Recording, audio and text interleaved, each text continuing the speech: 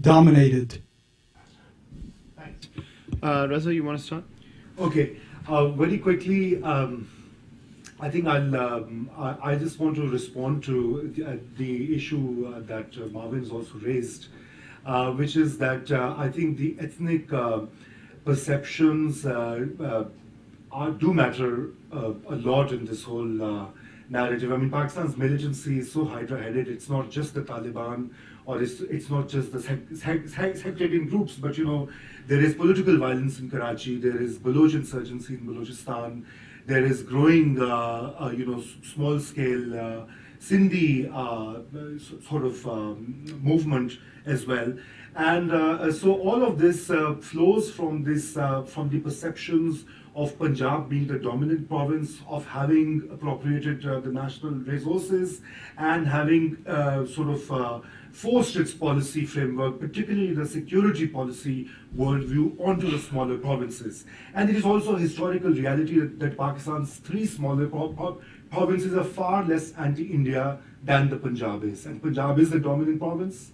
Sindhis, Baloch, and the Pakhtuns have always had a different view on that.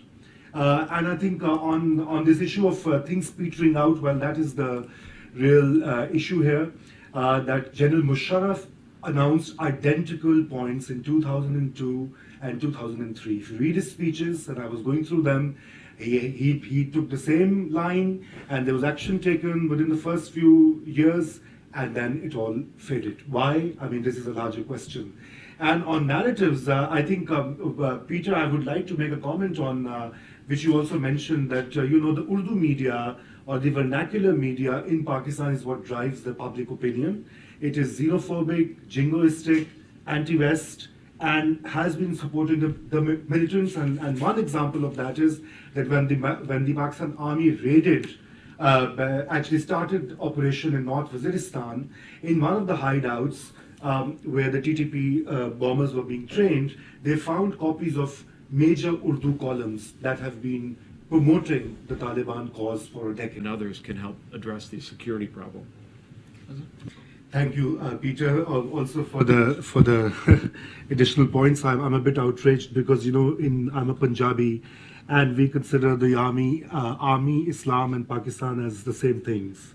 So whenever there's a critique of security establishment, the Pakistani nationalism gets a bit jolted. So anyway, that was a lighter note. But I think I would like to, the issue of FATA was raised, and the long-term multiple jurisdictions in Pakistan was also raised. I think deep down, the problem is that the citizen-state relationship in Pakistan remains fractured and fragmented. Nearly half of Pakistan's territory is governed or is an ungoverned space. Whether it's FATA, parts of Balochistan, South Punjab, even Karachi, and parts of Khyber Pakhtunkhwa, you don't have courts, you don't have police, you don't have the regular administrative apparatus, and these are being governed by the 19th century frameworks which the British left. I think part of that is a completely unaddressed debate. The second issue that I would like to raise is about the media, and I would like to point out that there's one colleague of ours here in the third or the fourth row who took out the only liberal Urdu paper.